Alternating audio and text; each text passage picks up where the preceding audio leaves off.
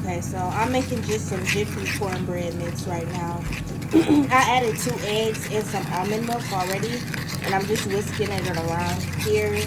I'm gonna melt a little bit of butter and put it in, and then my mama likes her cornbread to be like, I don't know. She likes it to be soft but crisp around the edges, so we'll see how that turns out. I'm not making no promises, but I was watching a clip off of YouTube, and there was a content creator who stitched a clip of a young woman giving her testimony about, kind of how it was for her growing up, and her background was she basically was abandoned. She don't know who her father is.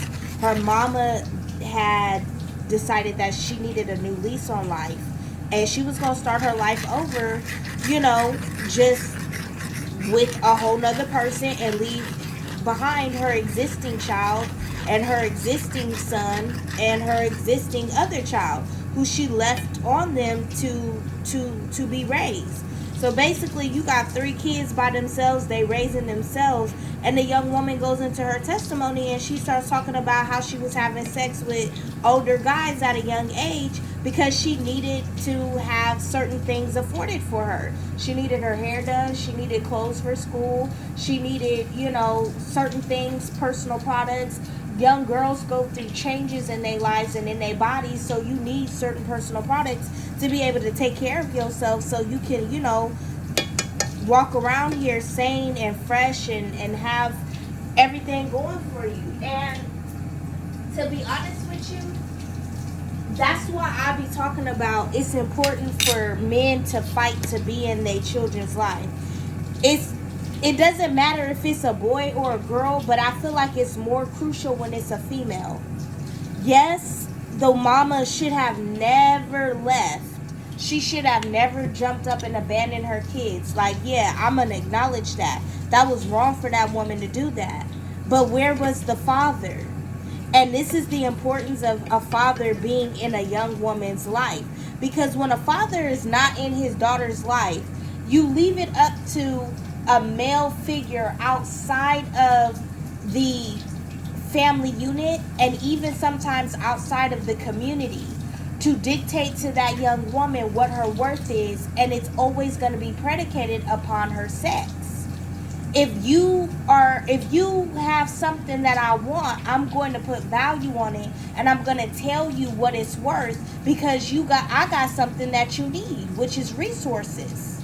So a lot of the times, that's why I got so frustrated, because I was like, wait a minute. Even though I've always said, the fast lane life or the sporting life was not the life for me, I never looked down on women who engaged in that type of lifestyle. The reason being is because most of the women who engaged in that lifestyle didn't have a choice but to. Bottom line. Didn't have a choice but to. Most of the women that engaged in that kind of sporting lifestyle did that because of the sheer fact of you don't have nobody who's supporting you.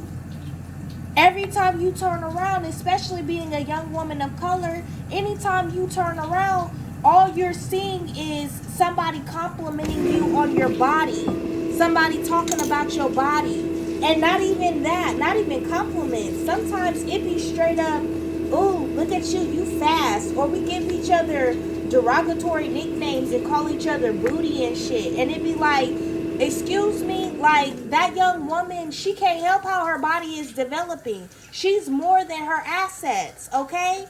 Like, she can't help that. If she's on a sporting team and her ass is growing at a rapid rate where the other girls, they not growing or they're not as voluptuous as she is, that's not something that she's advertising. That's just how her body is.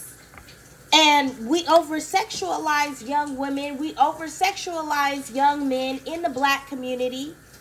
We give them all these names and say all this crazy stuff to them.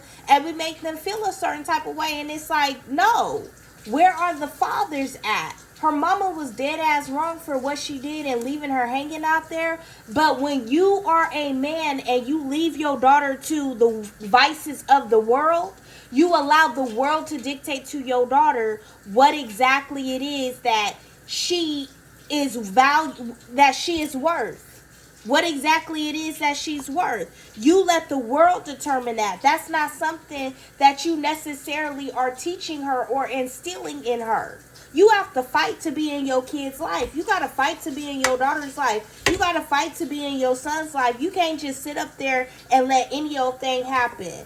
Just because you going through it with the baby mama, or just because somebody is tripping or this over here, don't even bother with that. Take that mess to the courts and fight to be in your daughter's lives. Because I'm going to tell you something else too. Some of these people who are so-called mothers, sometimes they be jealous of their own daughters.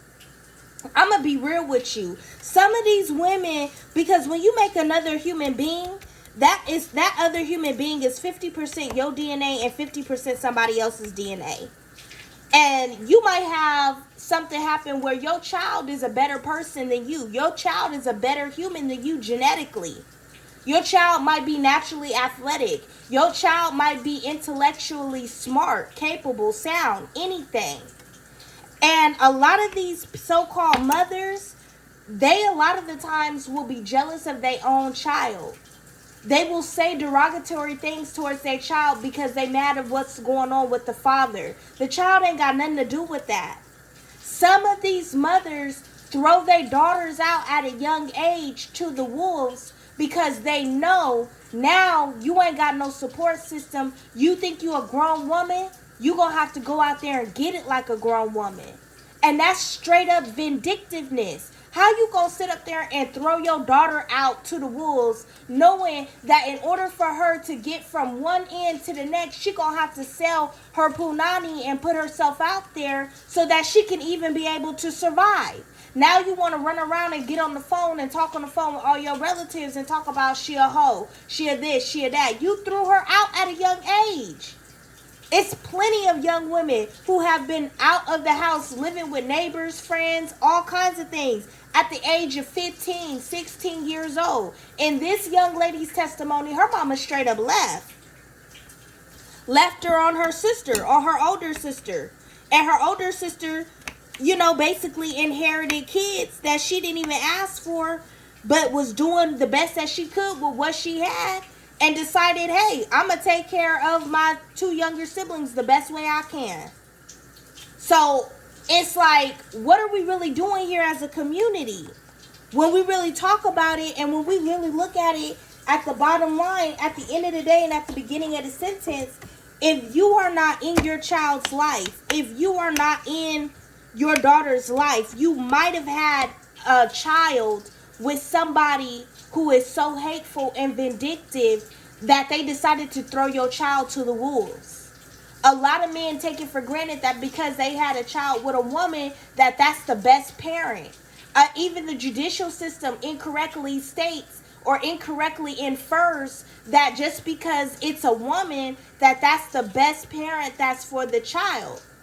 And then vice versa, a lot of the times the judicial system gets it wrong and feels like just because the father has high income or just because the father is earning a high living wage, that would be the best parent for the child. The best parent for the child is the one that better protects the child. Not the one with the higher income and not the one that was born with a vagina. Okay? Like, people really need to dive deep into this. Really need to think about what's going on. Really need to think about how it is that you need to be conducting yourself, or what it is that you need to do to instill yourself in your child's life. Whatever it is, whatever the problem is, whatever the issue is, you need to get that together, because you don't know what your child might be going through. You don't know who nobody is until you put pressure on them. And having a baby puts a different amount of pressure on people. People are really reveal who they are once they have children in their lives. That's when the real them comes out. That's when all that trauma and everything else comes out. And it's like, no, don't ever take it for granted just because, I'm not going to deal with this, that, and the third. Just to let you know, I marinated my mama and my brother's pork chops in some Better Than Bouillon. After, I do have more pork chops. I personally do not eat pork and I don't eat pork chops, but my mama and my brother do. So this is what I marinated with. I love this. I love this. Roasted beef base, better than bouillon. I love roasting, or I love marinating my meats. I love even marinating stews and soups in this better than bouillon. And then also I just had a little bit of Kikkoman, because I wanted to add a little bit of flavor to their thing. So that's baking in the roaster oven. And yeah, I think we're gonna go on a little field trip. Hold on just a second. But I was looking and I said, that's why right there, I do not look down on certain females who do certain things, because I already be knowing what the game is. Here's the thing. When it comes down to accountability, as a woman, you have to be accountable. You have to be accountable for how you heal once you were fucked over. Because if your mama and your daddy just left you to the wolves like that and allowed certain things to happen to you like that, 9 times out of 10, let me tell you something, they was just screwing you over. They didn't care. They was just screwing you over. They didn't care. They didn't give a damn. They was being selfish. Yes, I got some pinto beans on right now. Hold on. Let me take out my handy dandy.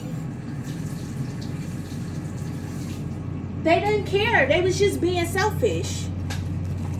They was just being selfish about the situation, thinking about what was best for them, or who wasn't there for them, or, oh, I love this one. I didn't have all that help when I was your age. Didn't nobody do it for me, and I came out fine. Just because you had to go through a struggle at a young age don't mean that your child should have to go through the same struggle. What is wrong with people? What is really going on in society? Why do people really think like, oh, just because this, that, and the other, this happened to me and I came out okay? No, you not okay, baby. No, you is not okay. If you was okay, you would be taking care of your child in a better way. Let me tell you something. My mama had a terrible childhood compared to mine. The way I know my mama healed, my mama was so protective over us growing up. My mama didn't allow any and everybody to come into our space. My mama didn't allow us to go any and everywhere. My mama didn't allow us to listen to any and everything growing up. My mama didn't expose us to any and everything growing up. My father didn't either, because my parents both had some crazy childhoods growing up. So they know how people are. They know how the world works. And they might have necessarily didn't explain everything to us, but they acted and moved accordingly. My mom was never the type of person where she wasn't going to do for her kids just because, or off the strength, oh, didn't nobody do it for her. No, that's not even where her pathology was. So even in the midst of my mama's trauma, and my mama had a lot of trauma, because she was a young wife and a young mother, and she had a lot of messed up things that went on in her background. But out of the midst of her struggles and her trauma, she never thought it never crossed her mind that I'm not going to give my kids everything that I can give them, or be the best that I can be for them, off the strength that, oh, I didn't have that kind of support growing up. You have to be selfless when you have kids. You can't just have kids and be like, oh, well, I turned out okay. No, you're not okay. You're not okay to this day. There's nothing about you that is okay. Everything about you is rooted and steeped in trauma. Nothing about you is copacetic. There's nothing kosher over here going on. I'm gonna put these beads back on because they're still cooking, and I wanted to add some more water to them because they was getting a little stuck or whatever. So you like that? Okay. But yeah, when it comes down to it, if fathers are more active in their daughter's life, where they can dictate to them and put them up on game about some of the things that be going on in society, so that their kids, sons or daughters, it don't matter, to where their sons or daughters are not falling victim and being prey to predators and people who know more about life and know how to finesse them out of their innocence. If fathers stood up and really did what they were supposed to do in their daughters' lives, then we wouldn't have the mentality of, you gotta use what you got in order to get what you need. When it comes to a woman, her body, her sexuality, her sensuality, it would be more of an organic, it would be a lot more younger couples in our community getting together and getting married, because the daughters are already provided for, so they don't have to look to an older man to provide for them. Now here's the thing, I'm not against a younger woman being with an older man. If you 22 years old and the man that's courting you is 45, 49, that's your business. You grown. I don't think there's nothing weird. I don't think there's nothing creepy about that. I don't think that's grooming. I don't think that's gross at all. That's just me. But if you 15 years old and you know you got a 22-year-old who got a car, he got money, he got this, he got that going on, where are your parents? And why are they not providing for you what you need? And a lot of the times, people are too broken. People are too hurt. People are too mentally selfish to even put their children first. But then they want to jump up and have kids everywhere, but they're not ready to be parents. When you a parent, you got to put your pride on the shelf. Nobody cares about what you went through. It's about what are you going to do to make this little person's quality of life better than what you ever could have imagined for yourself. And that's all I'm saying. When it comes to women on women, if you not the type of woman that you came from that background where you had to get what you had to use what you have to get what you get, don't look down on another woman just because she had to do that. Because a lot of the times, females have to do that out of abandonment and out of rejection.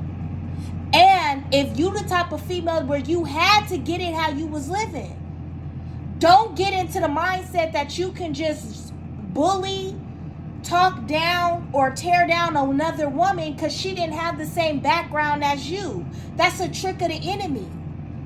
Women should be sticking together on a united front and tackling the issues that plague our communities based off of our differences and the commonality that we have. Not attacking each other because she don't know nothing about no game and she ain't never went out here and had to do nothing. She ain't never had to do this and that to get this, that, and the third. No, she might have not had to. But that don't mean that you have the authority to do the same thing to her what a trifling ass man did to you. So you gonna try to do the same thing? Now you calling her a bitch? Now you calling her a hoe? Now you saying she a nothing ass slut? Women gotta take accountability and stop attacking other women because they don't come from a certain struggle. And women who don't come from a certain struggle stop side-eyeing and slick talking against other women who had to get it how they was living or had to use what they had to get what they got, because you should be grateful that you didn't have that kind of experience. But don't you dare look down on somebody else. Now here's the silver lining. When you know now that you have the opportunity and the choice to change your ways, and you don't have to be out there no more doing what you had to do when you was a youth. When you was a child, you did childish things, but now that you're an adult, it's time for you to pick up adult things. And part of picking up adult things is making sure that you're healing in such a way that you don't become the very abuser that abused you. When it comes down to it, at the end of the day and at the beginning of the sentence, we all have a story. We all have a background. We all got something that connects us, a human experience. We don't know anything about life and we're all figuring it out. But when it comes down to it, at the end of the day and at the beginning of the sentence, we got to be there for each other in our differences and in our commonalities. And we got to tackle what the real issue is. The real issue is to divide us based off of our differences. The real issue is to come after and make us compete for accolades that don't really mean anything in the current or in the afterlife. And I'm talking about not actual accolades in the material, but I'm talking about titles. You can't wear a title and have entitlement when your community is broken and predicated based off of and everything is predicated based off of ruthlessness. There's no harmony. There's no togetherness. There's none of that. Everything is, I'm going to get mine and I'm going to step on whoever I need to get it. And that's not a way that we can function as a society. We will not continue to be a society if we continue to go that route.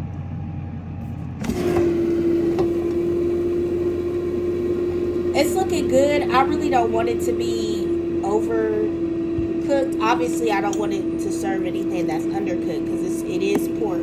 So I don't want to serve anything that's undercooked. But for the most part, it's looking good. I'm just doing something right now that's in the roaster oven. It feels tender. I don't like, me personally, I don't like well done meats at all. But my family does. So I try to find a happy medium because I like it. I think you should be able to chew and enjoy your meat if that's what you're into. Like I said, I don't even eat pork, so I won't be eating any of this. But it look alright. It look alright. Bye for now.